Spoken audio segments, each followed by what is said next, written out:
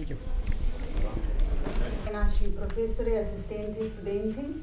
Денес имаме особена чест и задоволство да присуствуваме на предавањето на тема улогата на младите во градење на подобра иднина, кој ќе го одржи амбасадорот на САД, неговата екселенција Пол Волерс. Ве поканувам да го проследите предавањето во следните 45 минути, а потоа ве охрабрувам и активно да се вклучите во делот предвиден за прашање. Го поканувам амбасадорот на САД Пол Волерс. Повелете. Good afternoon, everybody. Dobar den. Great pleasure to be here finally at Goce Delcheve University here in Stip. I wanted to come here for quite some time, and I'm glad to come here to talk to you about issues facing youth, whether they're youth in Stip or in Skopje or Macedonia or everywhere in the world. I'm very glad to be able to talk about that. I want to thank, first of all, the rector, Dr. Mitrev. I know he couldn't stay because he had to go for Skopje, but I want to thank him for inviting me here today, and also Dr. Boya for being with us this morning. Everybody here at Goce Delcheve has been a great partner for the U.S. Embassy for a number of years. We used to have our American corner here, I know, and they've also been very helpful in helping us to move that American corner closer to the center of the city. We've been great partners, and I look forward to being a partner in the future also with Goce Delcheve University and coming back to see all of you many times in the future. It's great to see so many of you here. In fact, so many of you are even having to stand up, so thank you for coming here today. I think what I would like to start out with is a very short video clip, just about a minute long. It's from Secretary of State Hillary Rodham Clinton, talking about her commitment to the youth of the world, to global youth. And I think you'll see from this video that she's made that a centerpiece of what she is doing in her work. So why don't we go ahead and show the video real quickly.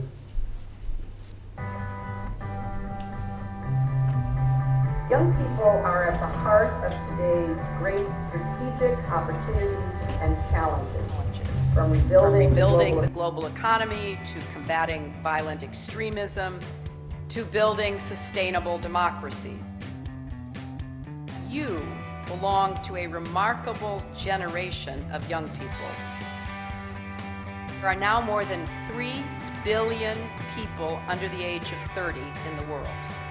The needs and concerns of young people have been marginalized too long by political and economic leaders. And the fact is, today, the world ignores youth at its peril.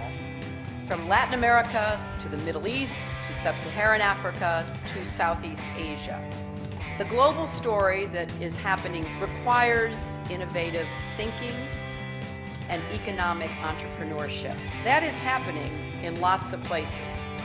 We're forming youth councils at our embassies and consulates to have direct contact with young people like yourselves.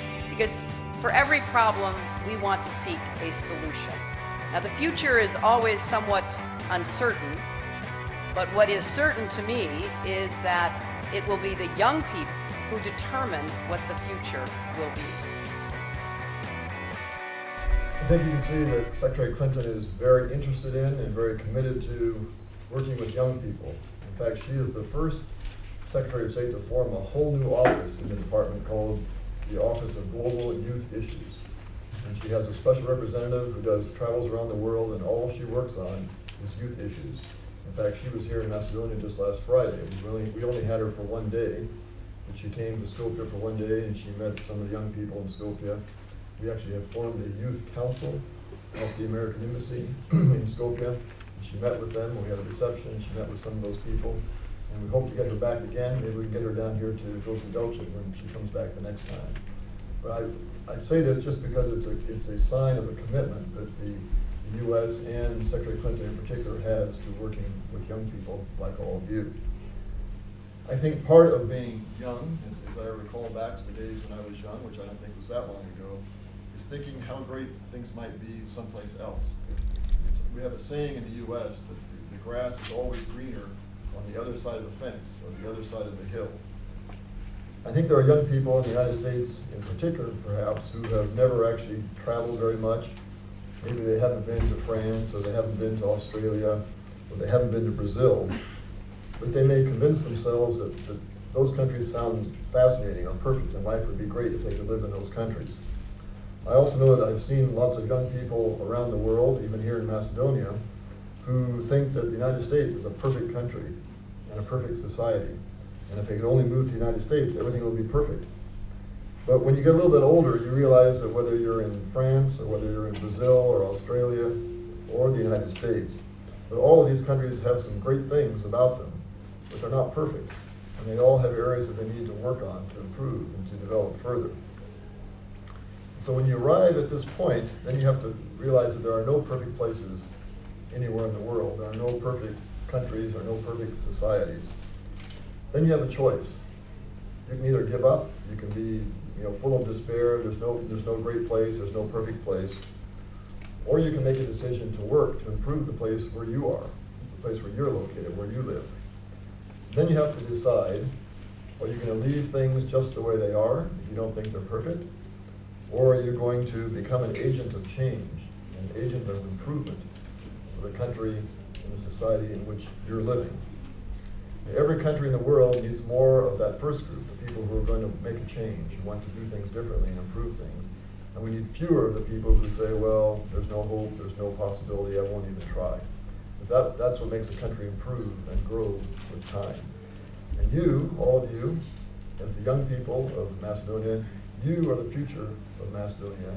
You can be the impetus for change and improvement. And in fact, you will be, because you're going to grow up and become the leaders of the future. You will either change things and make them better, or you will leave things just the way they are and they won't get better. But it's going to be up to all of you. Young people, I know, tend to be idealistic. They tend to have great ideas and want to follow through on these ideas. And that's what I like about young people. You see possibilities, and you have hope, and you have passion for making things better, for changing things. Youth tend to see the world as they would like it to be, or as they think it could be, and to see problems as just a minor obstacle to overcome, to make things better. Youth see injustice sometimes, they see grievances, they see things that don't work the way they want to, and they say to themselves, how can we make that better? Unfortunately, too often older people tell younger people, well, you can't change this. It can't be changed, don't even try, don't bother, just leave things the way they are. And unfortunately, that isn't helpful for the country or for society. And the only worst thing in saying that is to tell people that they have to really believe that. They have to not worry about making changes or improvements. Young people then can become discouraged, and they can start looking for alternatives when they believe the status quo can't be changed. And what happens sometimes then is young people decide to take their education and leave, to go someplace else rather than stay here and make things better. Or sometimes they decide just to melt into the system, just become part of the system. And then they lose all their initiative and their drive and their excitement about life. They just kind of drop out of life and stop improving things.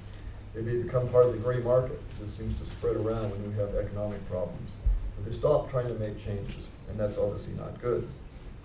But Macedonia, like all the countries around the world, needs the idealism of its youth. No country, absolutely no country, can improve without people who are willing to make changes to improve it. Part of being young is being impatient. That's an important part of being a young person. You want to charge in, you want to tackle the big issues without tackling all the little problems that seem to be holding you up. And we need this idealism of young people around the world on global issues. But we also need that idealism on issues right here in Macedonia, right here in Stip. There are issues here that you can work on in your city, in your neighborhood, and on your street. Of course, you need to be realistic at the same time. You can't change everything overnight. You always have to use legal and peaceful means to make changes. But you shouldn't give up on those changes. You shouldn't give in too quickly. In the early 1900s, there was a sociologist who came up with what we call the broken windows theory. I don't know how many people here have studied sociology, but the broken windows theory was a very popular theory. Briefly, it says that if you have a little bit of litter on the street, a few candy wrappers or a Coke can or something on the street, then that will encourage more people to drop more litter. So someone throws one bag of trash and someone sees that and they throw another bag of trash. And pretty soon you have trash everywhere. You have more trash than you have street. And that's what they call the broken window theory. What that means for our countries and for our citizens and for our neighborhoods is that we constantly have to work at looking after them and taking care of them and keeping them clean. Sometimes someone comes along and they destroy all of our efforts, and then we're given the bitter sensation of cleaning up after someone else through no fault of your own. No, it's not your trash perhaps, but it is your street. So you have to take care of your street and your trash. So we need the idealism of young people to remind us what a clean street really looks like. You can apply that theory to any number of different areas. I know that all over the world, young people are under pressure today in these tight economic times. In the United States, in Macedonia, in Spain, in Germany, in Japan, young people are feeling the pains of the financial crisis all over the world. They're feeling a squeeze because there aren't enough jobs, and because people who've lost their savings are working longer than they used to, and so there's fewer jobs because jobs aren't opening up. They're feeling the difficulty of trying to plan families when they have no career, or trying to plan a career when they have no families, and they're feeling like their voices just aren't being heard. So these are all problems, no doubt, but they're not insurmountable problems. They're all things that can be solved. And the only people who will make sure that the voices of young people are heard and listened to and talked about and addressed are young people like all of you. You can and you will make a difference by staying involved, by staying visible, staying engaged in your communities, and being voices, speaking up, that politicians cannot afford to ignore unless they want to pay the price the next time they have an election. So they have to realize that they have to pay attention to you, whoever they may be. So there's no place that's perfect. There's no place where there are not improvements that can be made in the future. And as I said at the beginning, you are the ones, the youth of Macedonia, the youth of any country, who have the passion and have the idealism to make these improvements and to change the future of your country. You are, in fact, the future of Macedonia. So you want to live your lives with that as your goal, to make your country, the Republic of Macedonia, a better place for you and for your children and for all the citizens of Macedonia. So that's my plea and my suggestion, that don't forget that you are the future, and you will be making the changes that will make this country a greater country, I hope, in the future. So thank you very much, and I'm prepared to take any questions that you might like to ask me.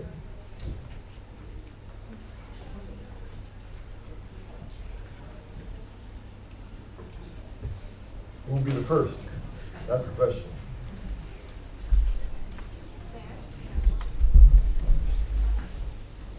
Well, I know I was, this is the end of my first year here in Macedonia as ambassador. I came in September, a little more than a year. I came in September of 2011. But I actually served here before. I was the deputy chief of mission at our embassy from 2004 until 2007. And I can remember just before I left in 2007 the announcement that they were opening a new university in Штип, Goce Delchев. So everybody thought, well, okay, they're starting a new university. It will take years to develop and everything. Then I come back 5 or 4 years later, and I hear you've got 18,000 students in Stip and in the area altogether, which is, I think, 13,000 or so in Stip itself. That's a huge change. To have so many students and such a rapid growth of a university only in less than 5 years, really. But that's really remarkable. So I'm sure that that means it's had a huge impact on, especially the eastern part of Macedonia. Although I understand from your rector that an increasing number of the students are actually coming from Skopje and coming here, which is also very interesting. I think that a university of this size, teaching the vast number of subjects that you're teaching in this part of the country, cannot help but have a huge impact on this part of the country in particular, because obviously now students can travel a much shorter distance to the university. They don't have to go all the way to Skopje. It's cheaper, it's easier for them to do that than to go all the way to Skopje. So I think it's probably opening up, at least I hope it is, more opportunities for students who might otherwise have had a more difficult time, or would have been more expensive perhaps to move up to Skopje and go to school there. So well, I guess 5 years is not that that long a time, so we'll see what kind of impact the graduates have. That's what they always judge universities by, in the US at least. They look at what do the alumni do. And once you graduate from whatever university it is, What kind of jobs do they get? What kind of impact do they have on the society? What kind of changes do they make? How well known do they become? That's when you really can determine how well a university has done. You know, everybody can look good in school, in class, but what happens afterwards? So that's what I'm saying. The young people need to get out and dedicate themselves to doing a good job once they finish, once they graduate. Whatever field it is, whether it's medicine or law or whatever it is, what you do in the future, people will say, where did you go to school? Well, I went to Goze Delchef. And that will be the recommendation for Goze Delchef, either for the better or for the worse. We'll see. So hopefully you'll have a very positive impact on Macedonia. I hope so. And I'm sure your faculty hopes so as well. Yes, we have to work a lot. Yeah. I'm sure for the faculty it's like having a family. You see them here and then they graduate and they go on and you always hope they will do big things. So.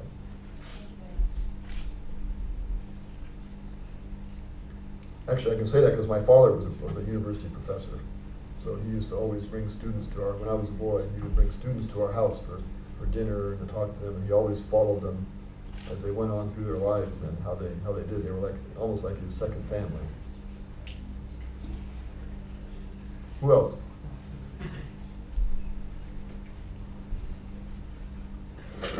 Questions are free.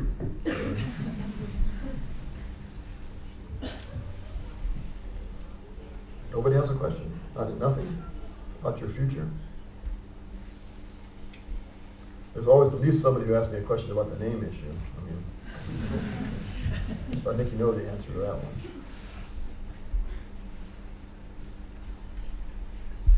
One more chance? Okay, well, thank you very much. Thank you for coming today. I appreciate having the opportunity to speak to you. And again, I urge you to study well, learn what you need to learn, and then when you graduate, go out and become agents of change and improvement. That's what young people do. Because if you don't, nothing will happen. You're in the easy part of your life now, where you're learning and you're studying. But once you leave, then you become responsible for what your country will do. And that's what you're going to school for, I hope. And so you need to take that responsibility seriously when you graduate. If someone needs to, if you're having trouble understanding me, if someone wants to translate, I don't know. Are you all understanding me when I speak pretty well? Yes. Okay. I'll speak slowly too. I know I have trouble when I try to understand Macedonian. If you speak slowly, it's more easy. But we have many different exchange programs. We have the Fulbright program, as was just mentioned, in which we send students and also sometimes instructors back and forth for opportunities to study different fields in the United States. We also have other short-term, all sorts of different exchange programs. I think they're all actually on our website. Is that right, Guzman? Yeah. So if anyone wants some of the details about how to do that, they can look up our U.S. Embassy website. What's the address? www. It's very easy. Just Google U.S. Embassy Skopje, Right. and you will be there. And on that, we have a whole series of descriptions of the various exchange programs. So we do a lot of different exchange programs, sometimes short-term, sometimes longer-term. And there's lots of options in different parts of the country. I know when I talk to students who've been to the U.S., whether they're undergraduate or graduate, it's a life-changing experience. They come back with not just an education in terms of whatever the subject was, but an education in terms of living in a different country. Of course, their English gets much, much better because they use it all the time. They always come back with great, exciting stories, and they're very happy to do that. So I encourage you guys to apply for all those kinds of exchange programs. How many people here have been to the U.S.? Few hands. Were you on the work-study program, or just the tourists, or? Actually, Secretary Clinton opened an office in Washington in the State Department for global youth issues, but she has a representative on global youth issues who travels around and visits, and she was the one who was here last Friday. And she was visiting because we have formed what we call a youth council at the embassy in Skopje. We have a lot of young, I don't know, how many people do we have on there? About 12 people. Various youth that just we can talk to, they can advise us on what are the issues that are facing young people in Macedonia, what are their problems, what are their questions and issues. And then there's a number of other youth councils at other embassies around the world. And it's a process which is just now beginning. And we're one of the first ones to have developed it. We also have an exchange program with between the youth council here and the youth council in Latvia. And actually, the Youth Council in Latvia is coming down here next week. It's the first time we've ever done this anywhere in the world, to bring the youth from one country to a second country, and they'll spend a whole week here traveling around. They're going to Ohrid, they're going to different places around and visiting Macedonia, talking to each other about what they're, exchanging ideas, exchanging experiences, which is going to be very, I think, an exciting concept, and we're the first ones to do that. So that's one of the reasons why this representative came here.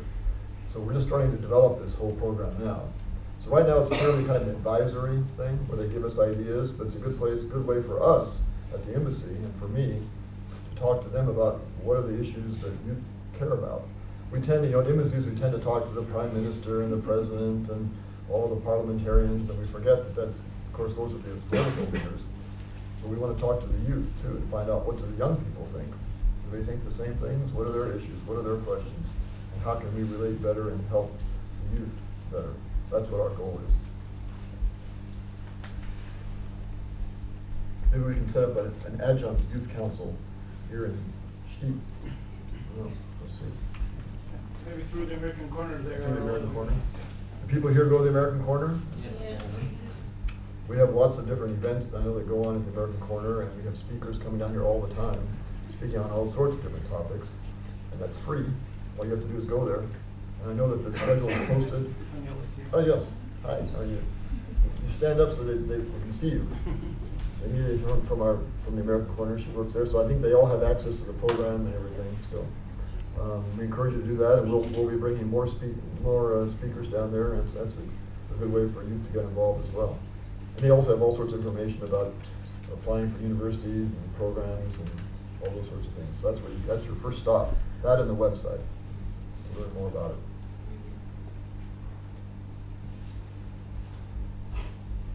Anybody else?